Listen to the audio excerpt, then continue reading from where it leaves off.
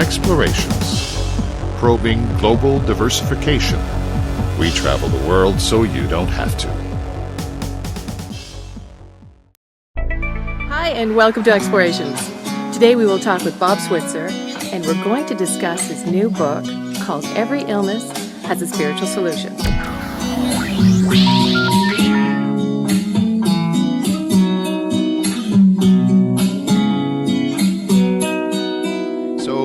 I guess just to get the conversation started, maybe we could just get a little bit about your background. Just so, the early days, how you came to be to this, and why you can consider yourself an expert, or at least somebody who feels they can write some help books for people so that they have some meaning and value. Definitely. I do like to share what I know.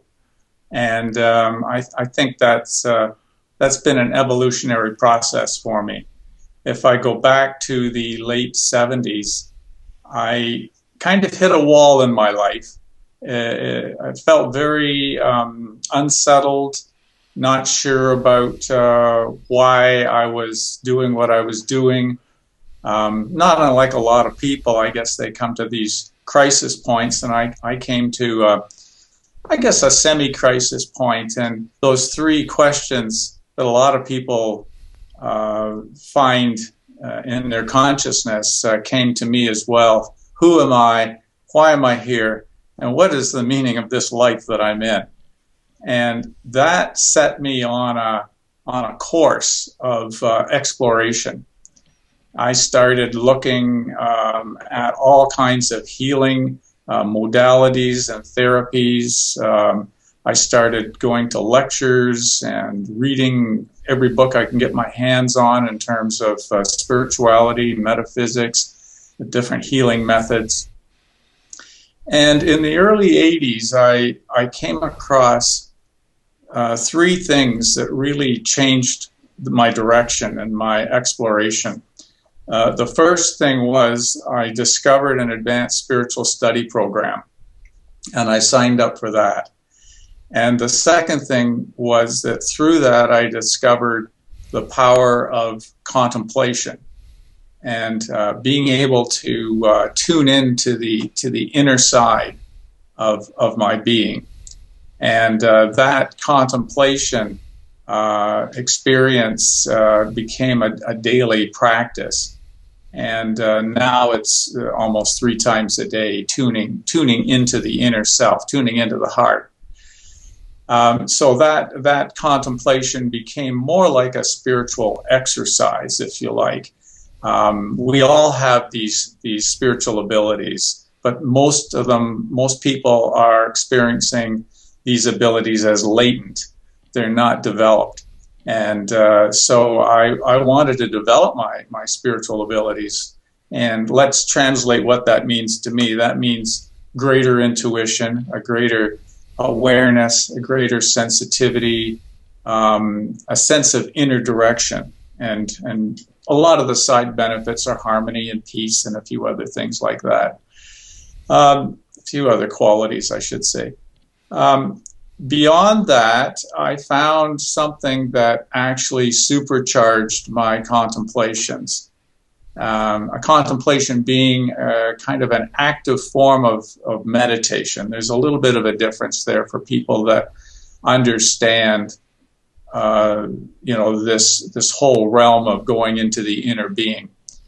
And that difference is contemplation is more active. It is more a process of wondering about something and actively looking, whereas traditional meditation can be just more of a passive process. So I wanted to really develop my inner consciousness and my abilities to understand more and to get at my truth. And so what I discovered was a sound. And this is a sound that has been around for thousands of years. And this sound is the sound of hue. And many cultures have used this sound over the centuries. In present day, it's just becoming a little bit better known here in Western culture, but Sufis have been singing Hu or chanting Hu. Africans have been doing the same thing. Muslims have an expression, Allahu, or Allahu Akbar, God is great. And that Allahu became, in Christianity, Alleluia. So in Christianity, the expression hallelujah is the derivation of this pure sound of Hu. So this Hu sound is something that I sing inwardly, or I sing to myself silently, and it creates a vibratory connection with the inner self, and it helps me reach into that inner being. So those three things, advanced spiritual study, kind of more on the outer, but that study was very much focused on having inner experiences, having spiritual experiences. And so that led me to develop in that way for the next 20 years. So then I fast forward to around 1999, and I'm attending a course with my work at the time, and I have this compulsion, this inner desire to write about my ideas on how this course could be made better. And I originally started out writing this document for the company. But as it turned out, I kept writing and writing and writing, and I took the writing home, and it became a book. And it became a book on trends, but it was very much looking back at this now 14 years later. The book was very much a head process, very much an intellectual process. But that was about to change in the following year. In the following year, I had an urge one morning in the spring of 2000 to get out of bed at 5 in the morning. And I was drawn to my computer, and I started writing. And this story started spilling out. And I wrote till about 7 in the morning, 7:30, and there was about 3 chapters there. But I had no idea where this story was coming from and where it was going next. Well, the next morning, again, I was awakened at 5 in the morning, and this story continued, and I was writing on the computer. This continued for 10 mornings in a row, and this whole story became a spiritual adventure in Peru, in Machu Picchu, and what was written eventually became the book, The Messenger of Machu Picchu. So this taught me that I can work with an inner guidance, if you like. And I'd never had that experience before. But what was more remarkable was that in the story, the hero meets a spiritual guide in his inner being, in his dreams, and in his contemplations. And this inner guide speaks to him. And in each chapter, there's a message that the inner guide gives the hero to help him move forward and solve the challenges that he encounters in Peru. But none of the passages were written for this dialogue. And I was thinking, where is this going to come from? I certainly haven't received any inspiration on this. And I thought about it, and then I said, well, I better contemplate on this. So 3 or 4 mornings in a row, I started contemplating and asking, where am I going to get this information? Where am I going to get these segments? And there were 30 chapters in the book. And then one morning it came to me, the letters. I had met my wife about 2 years prior, and she was a very spiritual lady, but we were kind of sharing information, and I decided to write her a letter and email it to her every day for a month, for 30 days. So I went to those letters, And I looked at them and my heart skipped a beat. The 30 letters were perfectly aligned and fit into the 30 chapters of the book. So that taught me that one can work with one's inner guidance and one's inner being and not really have a necessarily an outer conscious approach. So by opening yourself up to this inner guidance, one can create in some amazing ways. So that's led me on my journey to write my current book, Every Illness Has a Spiritual Solution, and one in between that is now titled From the Head to the Heart. Did you have any specific reasons for, I mean, above and beyond the Machu Picchu story that you just told us so eloquently about, what was the reason behind writing the second book? And we'll get into the latest one in a second.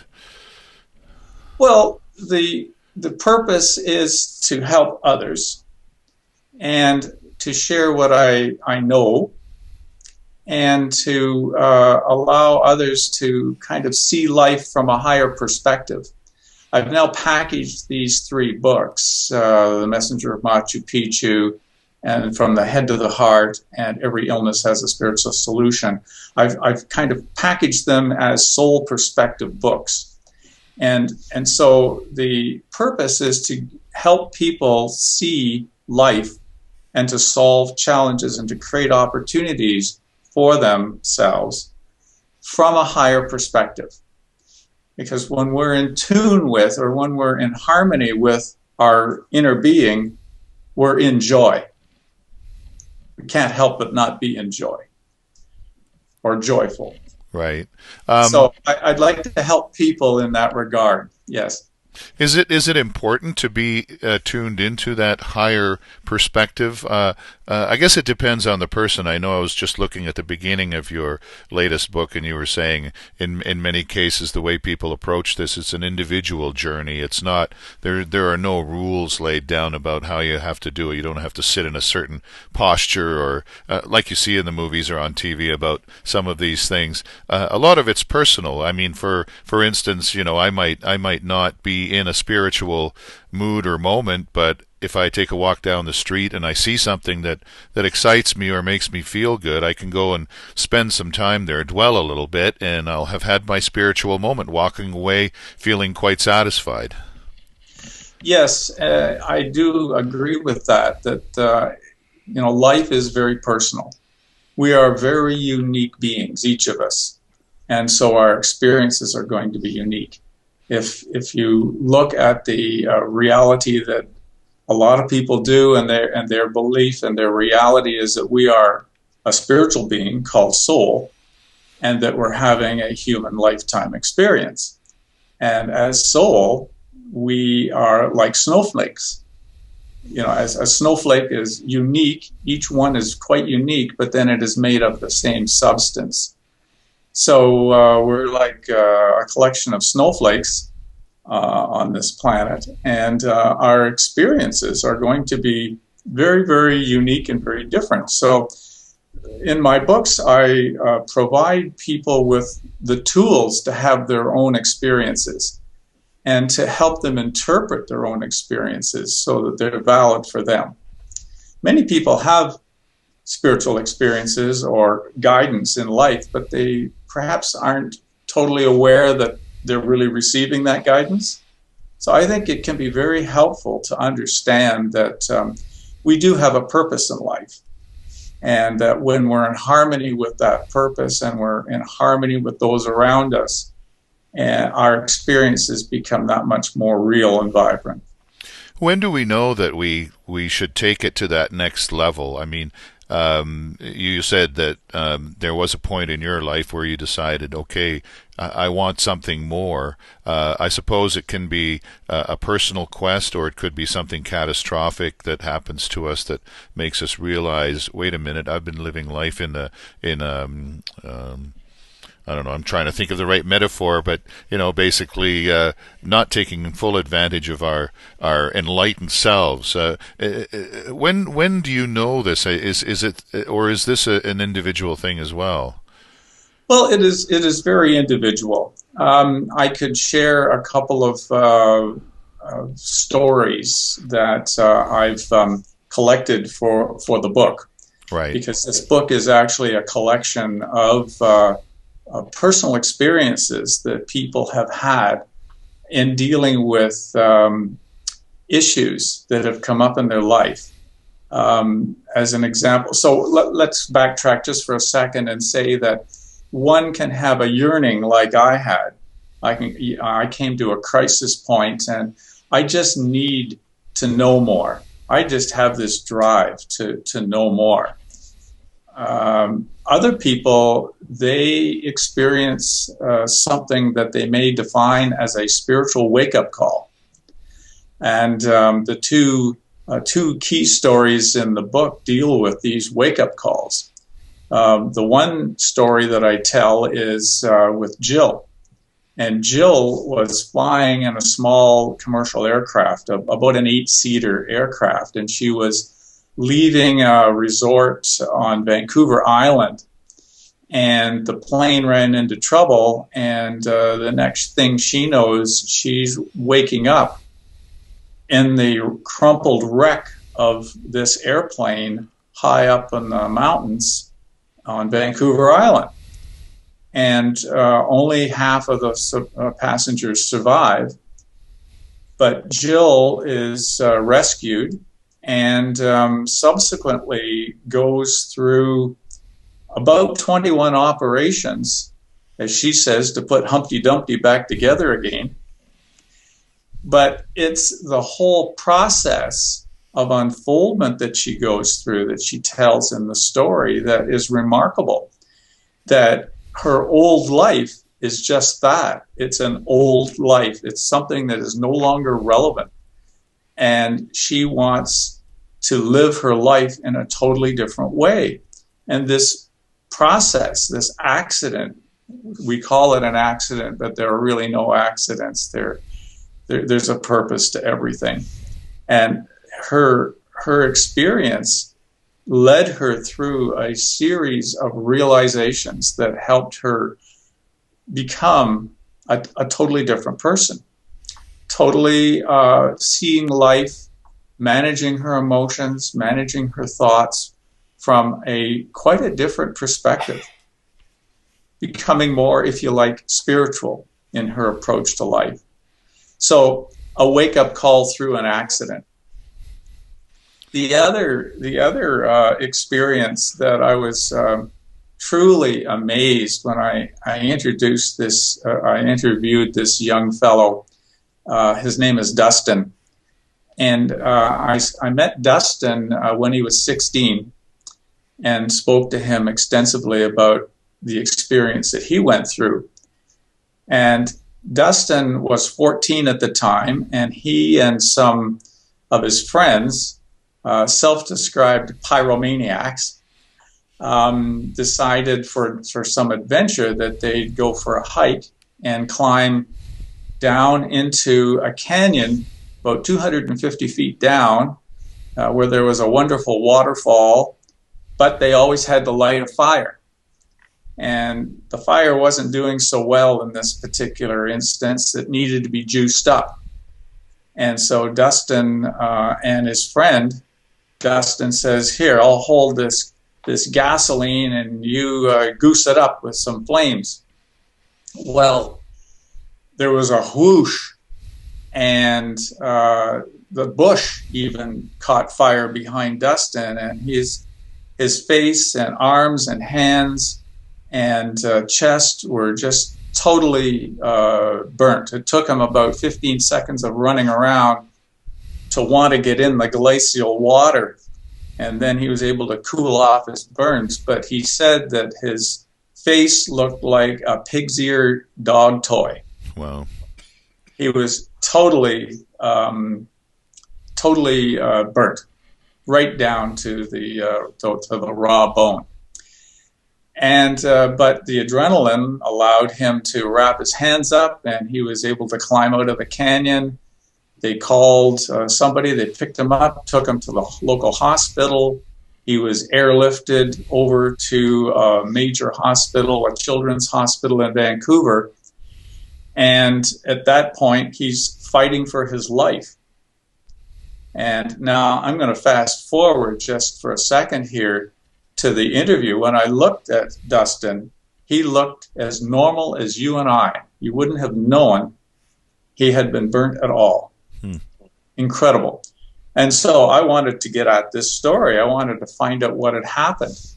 And in the hospital, he was laying there with a tube down his throat, a breathing tube. It was incredibly uncomfortable. And during that time, he was hovering between life and death. And when he had that tube removed, he felt a whole shift of euphoria pass through him. And he just felt so grateful to be alive and to be looking at all of the colors in the room and the people that were there to provide him with love. And he just totally had this awakening during this process. And when he got home, he had to be isolated.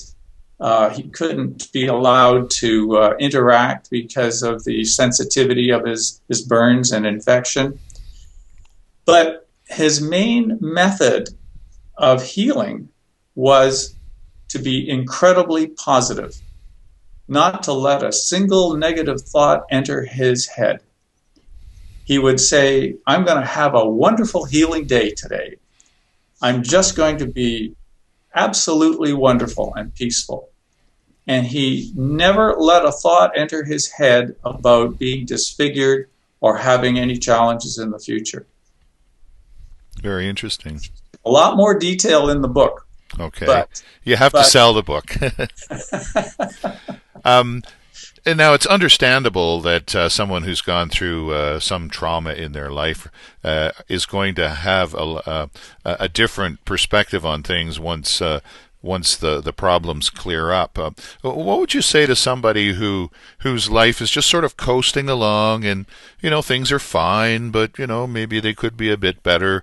At what point, or is there a point where someone can jump in and take that next step, especially if you're not really realizing that maybe it's something that might help you?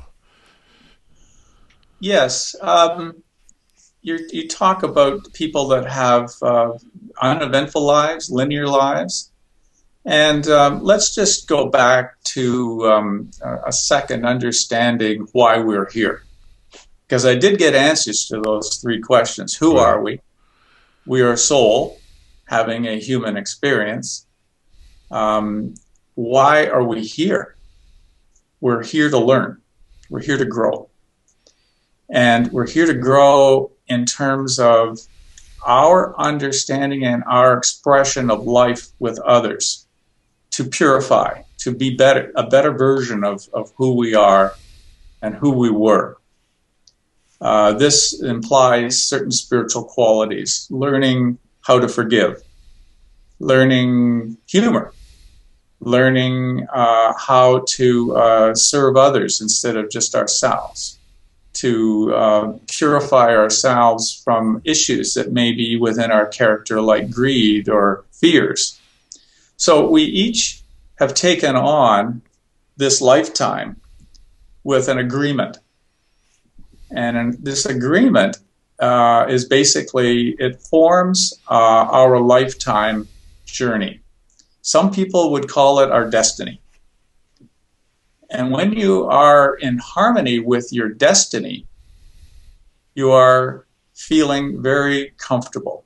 And when you are not following your life plan or your lesson plan or your destiny, you can feel quite out of sorts. Now, some people, they have chosen kind of a lifetime to learn maybe one or two specific things. So they may appear to have a fairly linear, a fairly uneventful life. And we can see all kinds of people around us like that. And then others we can see that they're all over the world, or they're all over the map. They're doing so many different things. They've moved from job to job, and they're connecting with so many different people. Everybody has a different lesson plan, a different destiny. And so, I can kind of relate to this through my own father. My father led a fairly, I guess you would call it a linear life. A fairly, he had some adventure in his life, but there weren't not that many crises, or not too many upheavals. And when my father passed on, I got a glimpse of the fact that he was a very spiritual man in his own way. But his lifetime was to serve others in certain ways. So sometimes we do come back to help others or to serve others. So our lessons are not necessarily grand. Right. Does that help with your question? Yes. I was thinking in terms of what you were talking about, the fact that people may not have an idea that there is something out there that could push them to another level, especially if we're caught up in our busy lives. I mean, everything is short order these days, McDonald's, and I think there's also probably a McDonald's version of spirituality. Well, we all tend to gravitate towards the quick fix. Right. But in many ways, illness can bring us to this point of awakening. Right, and this is what your new book is about, more or less, right? Yes. The new book, Every Illness Has a Spiritual Solution, is more of a guidebook to help people take responsibility or to take action for what is causing them issues. And some people are comfortable living with an issue. Like, I'll give you an example. Like, let's say arthritis sets in early and you just cope with it. You just deal with it. You take something for it, and the doctor prescribes this and that, and you're going to live with it. Or maybe you're the type of person that says, I don't want to live with this. I want to get to the bottom of it. I want to understand where this is coming from. And this is why I've written this book. It's to help people uncover the hidden root causes of illness or sickness and disease and even injury. And it explores several different dimensions. The first dimension that we explore in the book is the physical dimension. Foods, environmental issues. These are sometimes challenging for people to change and change habits, but I think they're sometimes easier to change than emotional habits. Because these emotions are such a part of us, such a part of our fabric. But I provide a list of emotions and ways to kind of identify which emotions may be holding us back or causing dis-ease or having us feel ill at ease in our life. So then we look as well at karma, past life issues that have been brought forward in this life in the form of, it could be relationship issues, it could be work issues, it could be financial, or it could be health, or it could be a number of things. And I think we all go through these. Otherwise, we wouldn't be here. We're here because we're learning. And so our karma is the chief mechanism to help us learn and to help us grow. And then I move into the realm of the mind, or if you like, the area of thoughts and beliefs and attitudes, and how these can be needing some adjustment or some purification as part of our journey. Can you give me an example or two about the kinds of exercises that people would have to go through to further this thing? Most definitely, the most powerful tool that I can give people is to contemplate, to find a way of spending some time with themselves every day, 15, 20 minutes. In our fast-paced world, as you mentioned, we want things right now, but oftentimes the most important thing we can do is give ourselves some love. And by loving ourselves, we're actually giving ourselves a little time with our own thoughts, with our own feelings, time to reflect. Now, that time could be in a contemplation, and you could sing Hugh, as I mentioned earlier, to kind of supercharge that contemplation, to take you to a higher level of perception. So that would be a key tool. Other key tools would be to ask for help. And so there's a way of asking for help that is a little more mature than saying, please fix me. And that way of asking for help is to say, what do I need to change about myself? Or what do I need to do to move past this particular issue that I'm dealing with? So that's a key, to kind of frame your question in a way that you're taking responsibility for the issue. Not to say, how do I fix this? Just give me the pill. It's more, where do I need to look? So you're accepting the journey. You're accepting the exploration, and you're a partner with Spirit. So then the key is listening, because Spirit is going to respond. And you need to know that. You need to have 100% confidence that Spirit is going to give you the steps that you need to take to unravel what it is that you've actually created for yourself. So by listening, what we talk about is several ways that we can listen to Spirit or to God or the Creator, or however you want to frame it, or your higher self. You listen by paying attention to your dreams, because dreams can be very instructive, and they are real. I love dreams. Yeah, we can get into a whole discussion on dreams. I've had some profound dreams and some very helpful dreams, and millions of others have too. And by the way, contemplating and singing Hugh can help you clarify your dreams and bring a certain level of, if you like, interpretive aspect to what these dreams can really be saying to you.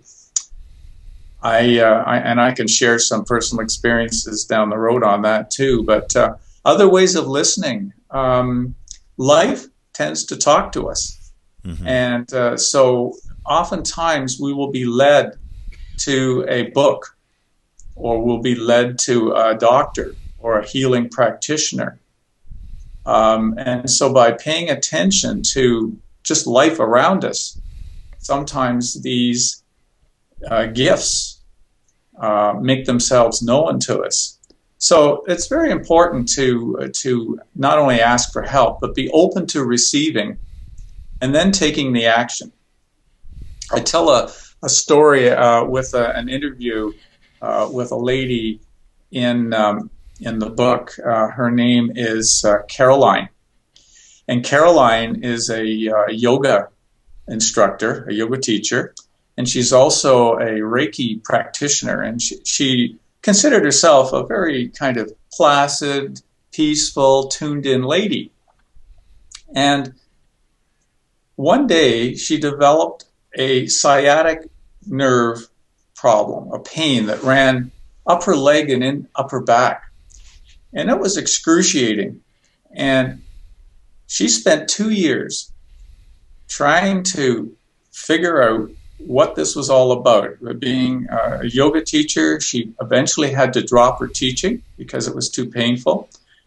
She was exploring all kinds of options, such as chiropractic and other forms of treatment. And she was doing everything she could to alleviate this pain. She was hardly able to walk. And she got to a point where she surrendered. So this is another key. Surrender. And I think surrender is kind of a process, because you may think that you're surrendering to God or to the Creator or to your higher self, but there's always another step. And surrender is really a process of letting go Right.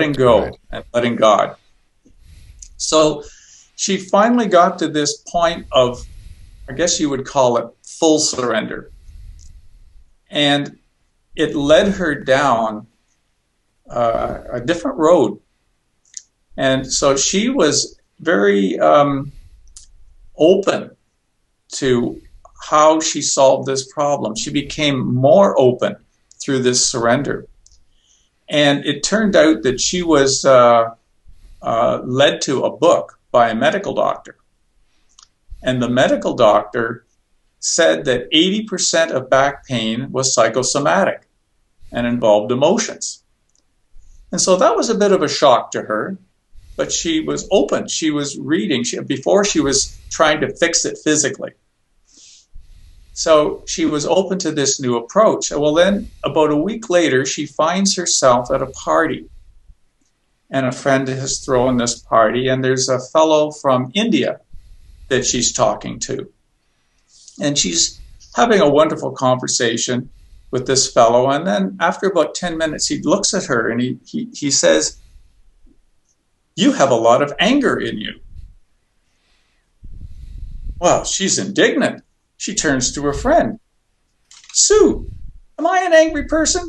"Oh, of course not, Caroline. Of course not." But, that stuck with her. His comment started to resonate with her in the days that followed. And she ended up then going to a practitioner that another friend recommended. And this friend had recommended the person because they do work on emotions. And he started doing some testing with muscle testing or psychokinesis or kinesiology. Mm-hmm. And you can do it with a finger, like that, or an arm, etc. But he started doing it with her, and he was testing her for people in her life, and he was taking her back into her past. And what emerged from this experience was there were several men in her life that she had held some anger for.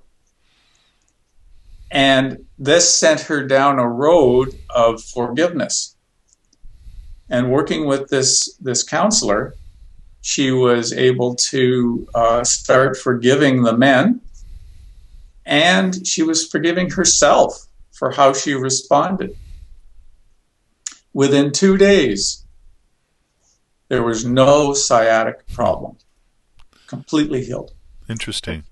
Yeah. I was going to, when you first started telling the story about the fact that she was doing yoga, I know that I've heard recently that yoga can also be quite stressful on the joints and whatnot, that it's not always the healthiest approach to things. And I was wondering if there was an irony to the story in the sense that the yoga was causing her sciatica. But one of the chief mechanisms, as we talked about earlier, is this other principle called karma.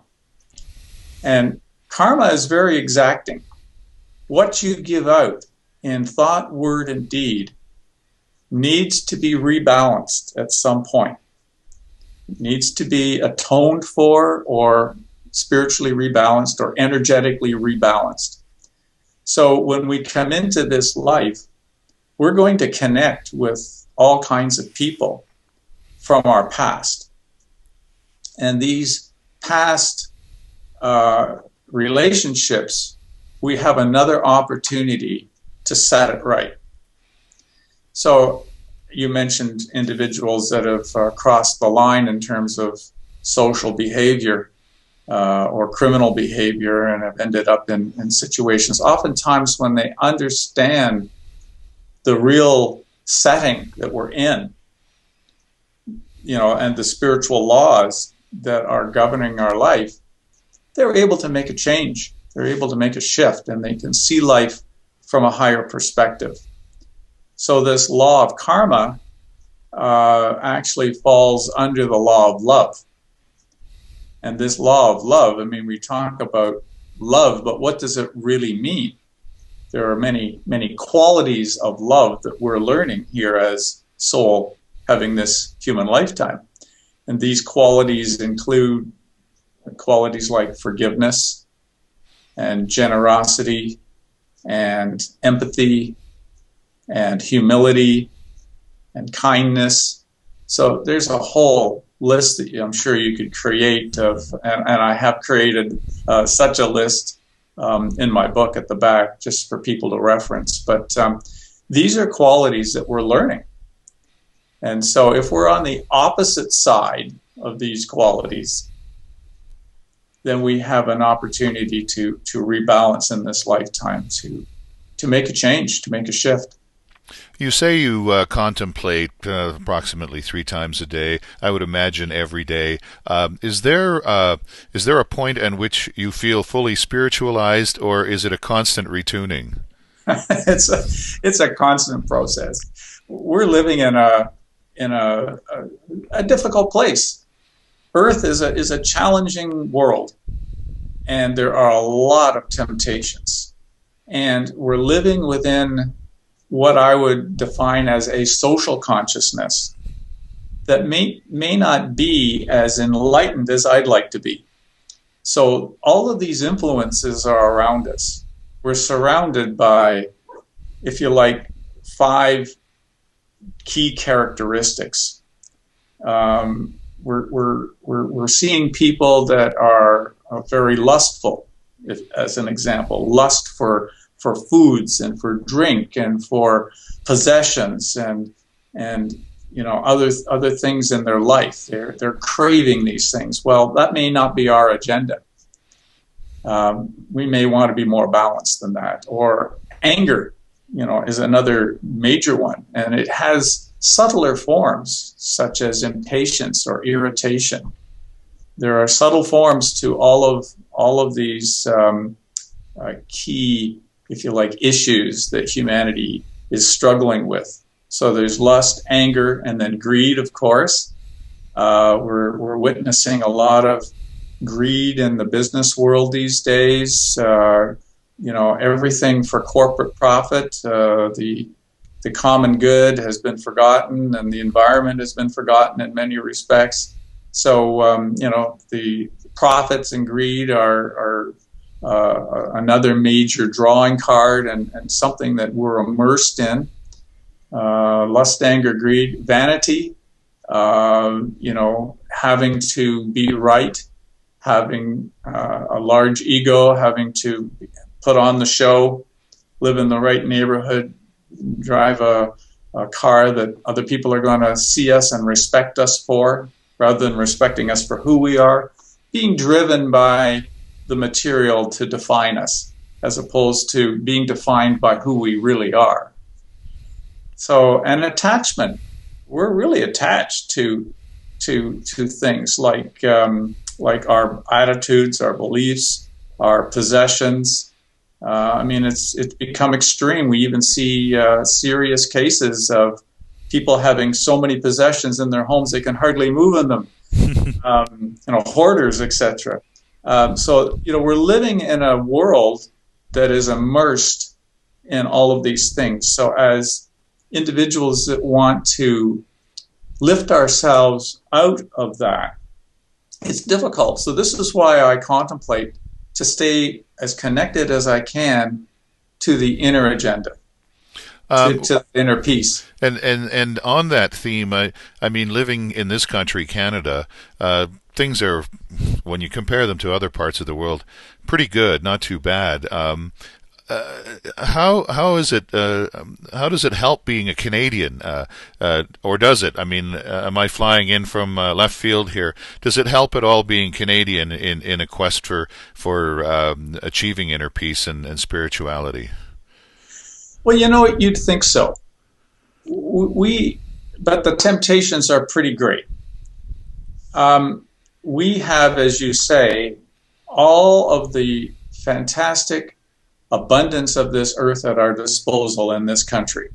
Most Western countries have it. They have the best quality foods available at affordable prices. We're not Egyptians that spend 70% of what they earn on food. So we have these the access to a lot of peace, a lot of quality environments. And yet, what are we doing with this? What are we doing with the time that we have earned working in such a highly evolved economy? We're not giving ourselves the time that we need. We're spending it trying to compete with other people to buy bigger and better houses, cars, and we're focused more on food quality that is not to our benefit. We're focused on the easy way out in terms of doing many things. So if you take a look at our country, as a Western country, the temptations are often greater than, let's say, for the average African. The average African has very little and needs to rely on a moment-to-moment basis on their spiritual skills, their spiritual intuition, just to get to work. They have to be totally awake and aware. So, you would think that we have it made here, and we do, but we're not taking advantage of it. Right. Is there a point at which we connect on the greater whole as a spiritual entity, bunch of beings, but yes, together as one kind of thing? Most definitely. We incarnate into a group setting, and these are souls that we we have been with for many lifetimes. And so this setting that we're in, we often find ourselves in the closest relationship with those souls that we need to work out things with. So, for example, when you fall in love, you're really falling in karma. Right. So you are working, when you're attracted to a particular person, it's usually because there's the most to work out with that person, and you end up marrying them. Or you end up in a family setting where you need to work things out. You, as soul, have these opportunities to connect through workplaces and through travel and through family and other settings. And so if we can see each of these relationships as an opportunity, it can often be quite helpful, because we can sometimes connect with somebody and say, I really don't like that person. I don't know why, but I'm not really tuned into that person at all. Well, that can be a signal to say, okay, maybe there's something there that I should pay attention to. Maybe I should do my best with this person. But then to get into your larger question, yes, we are, as soul, we are an individualized unit of the Creator, of the fabric of the Creator, or the fabric of God.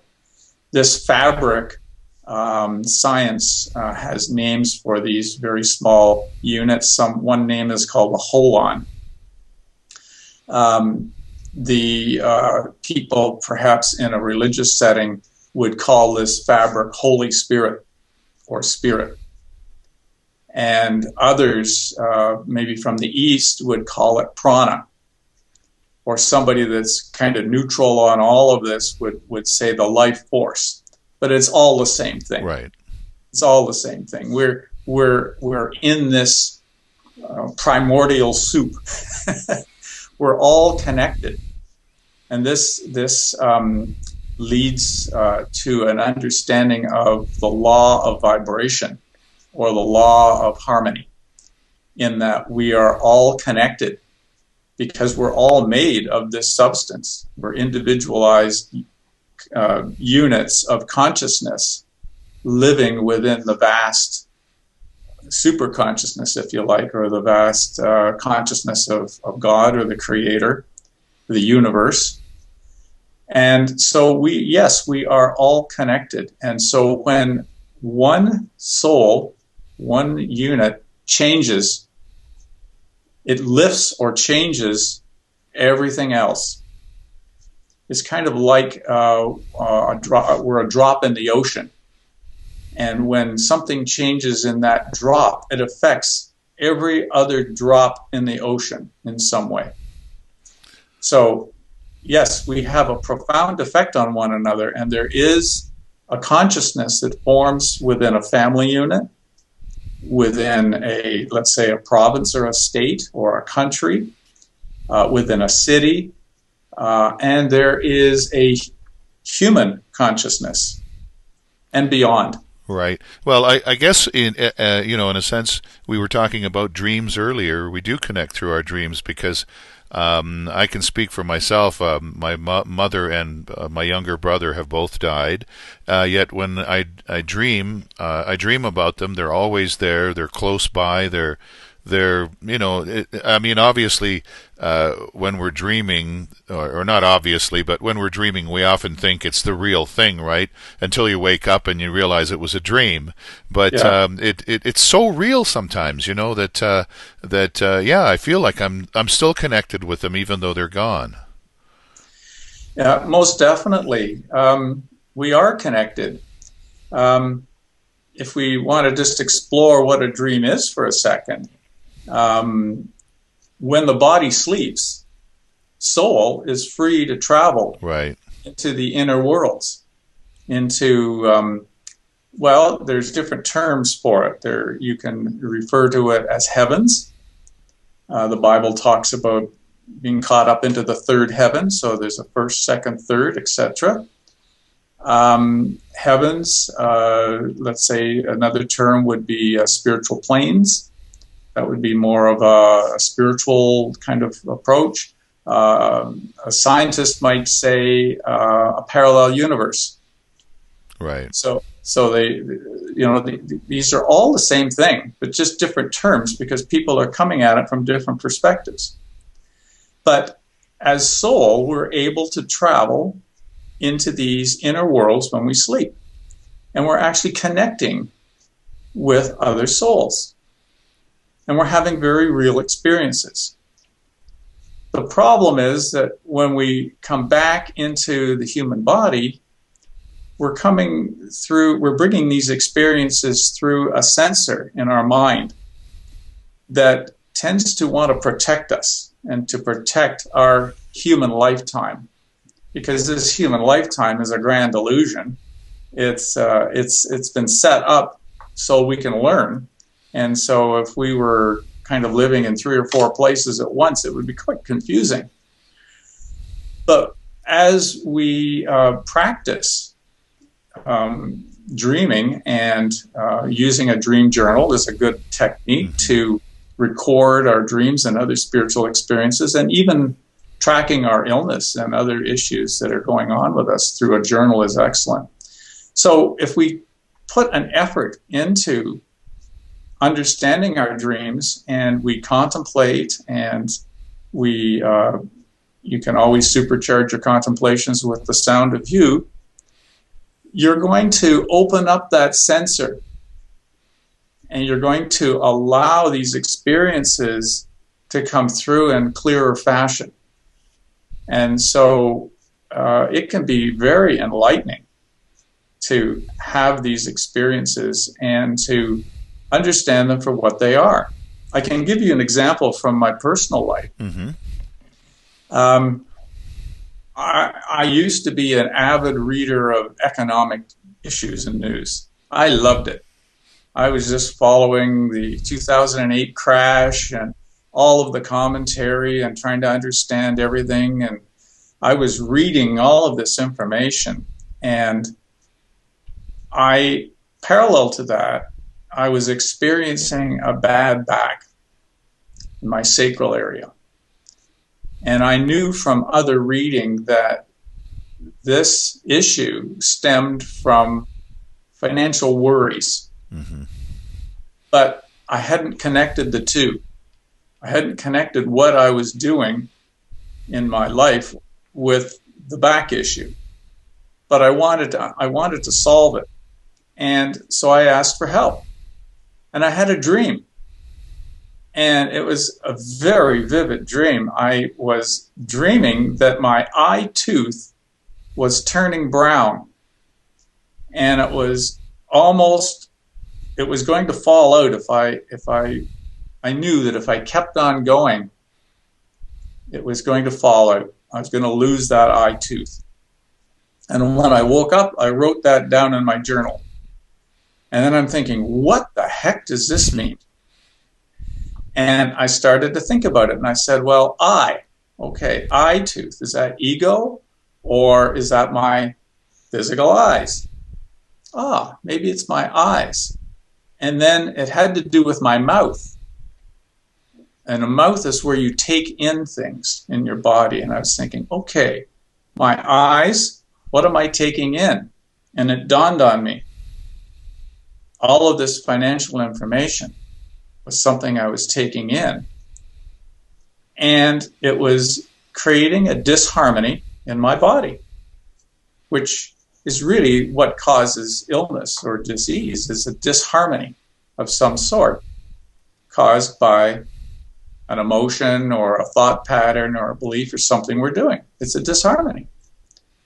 So I stopped. And, within about 2 or 3 days, my back was better. Just one personal example of how we can make changes and how dreams can really help. It's interesting you talk about the journalization. I don't know if that's a good word. Journalization of dreams, or at least keeping a journal of dreams. It's ironic that just last night I was watching this documentary featuring Ray Davies, singer with the Kinks. I don't know how much you are into music, but he said that that's one of the things he did throughout his life as a songwriter. He would keep a journal by his bed, and when he woke up, he would write his dreams down, and I guess ultimately they helped him in his songwriting and whatnot. And I'm sure other artists do something similar as well. But definitely.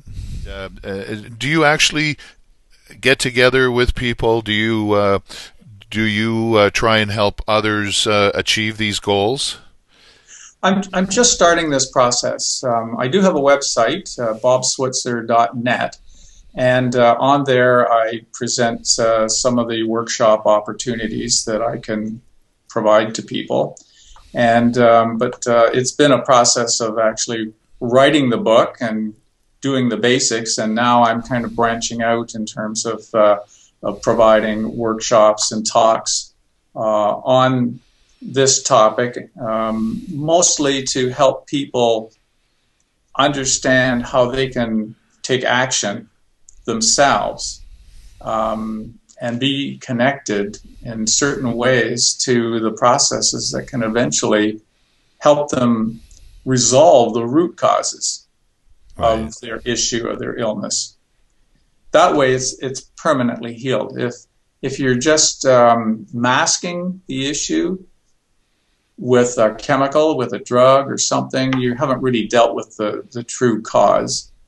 And sometimes, when you're working with energy, even the energy can bring you back into balance temporarily, but you still, unless you're making a shift and you can see what's going on, the issue is still there. So you need to get at that root. But yes, I love helping people in that regard. Is there anything else that you'd like to add that we haven't really discussed that's that you think is important? Well, not in specifics. In a general sense, I think it's important that people, if they're ill, look at some of the basics. And some of the basics, I would say, would be foods. The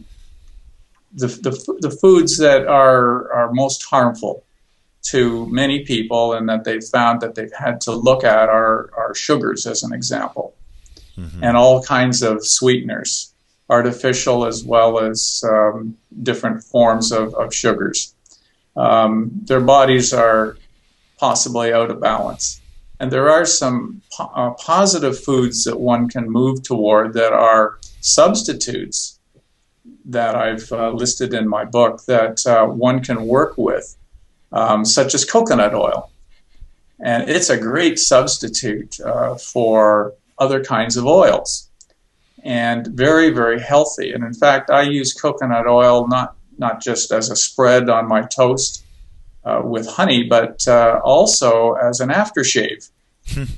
And, it's very, and it's also got an SPF factor in it too. Really? So, yes. So coconut oil is quite a miracle product. There's been a lot of disinformation about it out there. Corporate practices being what they are, they like to promote their own products in certain ways.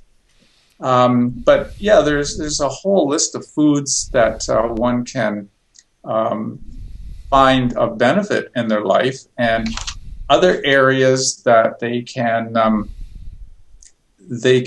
hopefully find good substitutes for that are not so good for them. Another area that I think is really important for people is to look at their environment. And I have a checklist of a number of things that we find in our environment in common practice that can be quite harmful. I'll give you an example. One would be electromagnetic radiation, which is becoming an issue for many people. And it weakens the immune system and can eventually cause serious problems such as cancer. So, looking at the effects of radio waves in your home and in your environment. We talked about this a few minutes ago about the social consciousness and about what mass beliefs are. Everybody, there's a commonly held belief about something, but it doesn't have to be your belief. And it may be something that is causing you harm. So what I have done is I've decided not to carry my cellular phone on my person anymore. And it's off most of the time. And when I need to use it, I'll use it on speakerphone rather than holding it up to my head. Yeah. So there's issues like electromagnetic radiation. Another major issue, and a story that I have in my book, is about a woman that discovered a real problem was being caused by metals in her body. And some of the metals in her body were from no fault of her own. She lived near an airport and near a major highway. And so these metals were the exhausts from jets landing and taking off, and from highway exhaust and everything else. But the other problem that she was compounding the issue was a series of vaccinations she needed to take in order to become a resident in the United States. And later she found out it was only a request, not a requirement. But still, she had taken these vaccinations. And vaccinations have a lot of preservatives in them, and one of them being mercury. And this was affecting her. So, things are changing in today's world. What was, if you like, what the body could absorb 10, 15 years ago may be quite different today because agriculture has even changed. We've seen a real squeezing of profits in the food industry, and they've had to respond, and so they've had to do things to the processed foods and to agriculture itself to increase the yields and to produce at lower cost. So these all have an effect all of these additives and all of these changes have an effect on the human body. So, 99% of the population, or maybe 90%, are not affected by what you may be affected by. So you have to look at yourself as a unique being. And so my chapters on looking at the physical environment, I think, are quite important as a first step to kind of look at what is going on in your environment. And then beyond that, then I talk about emotions, and I provide people with kind of a checklist of the emotions, but the subtle forms of emotions. You may not say you're an angry person, but maybe you're impatient in some instances. Impatience is a form of anger, as is irritation and annoyance. And these are subtler forms, but when you kind of look at these subtler forms of major emotions, you can honestly say to yourself, there's an area there that I could work on. So that's where I'm hoping this book will help people, is just understanding themselves a little better so that they can start making some changes. I mean, we can't get away from a lot of this stuff, right? We're stuck with the magnetic radiation bouncing all over the place. Can our spiritual contemplation help in that in some way? Most definitely. And it can help us, first of all, understand that we are not like everybody else out there, so that we have the power and the ability to structure our life according to our own needs. So, I mean, the pull of society is very strong. The pull to have a really nice car and to have a really nice house and to eat well and to dine out and to do all these things is very, very strong. And our families and our friends are all part of this social fabric that we live in.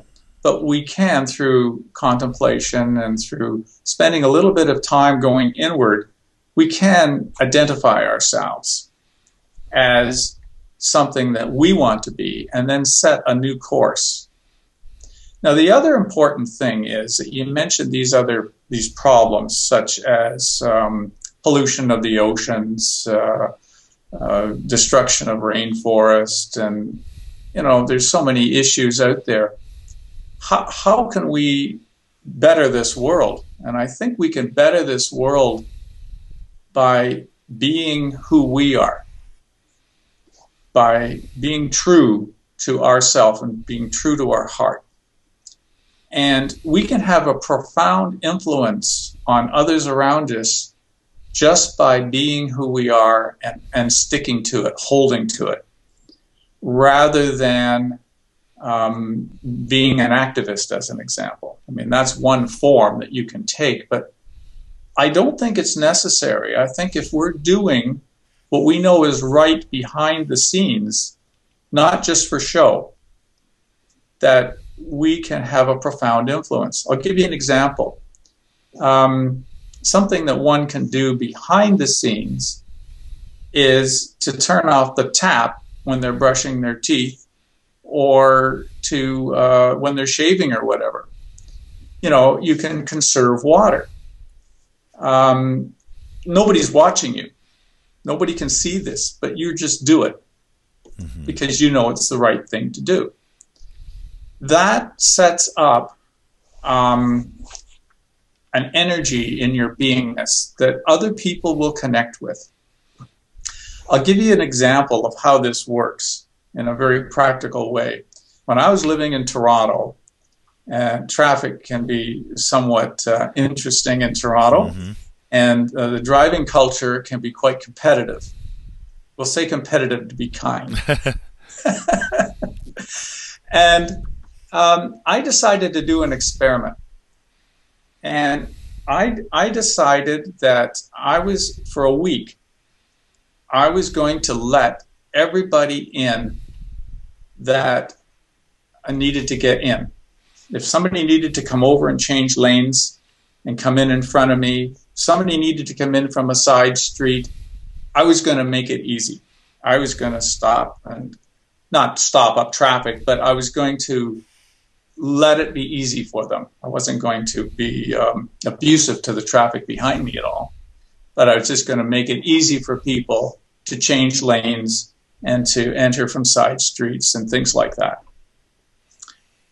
The remarkable thing was that when I'm driving in this consciousness, the same gift was being given back to me.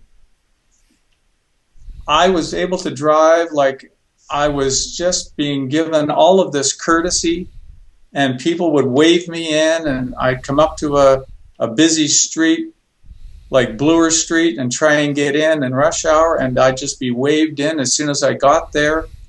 It was incredible. It was an experience that taught me a huge amount, and that was that we are what we are is, and what we become affects others around us at a very subtle, unseen level. And so when we talk about how to solve problems on Earth that are our grander scale, I think one of the best things we can do is just be who we are.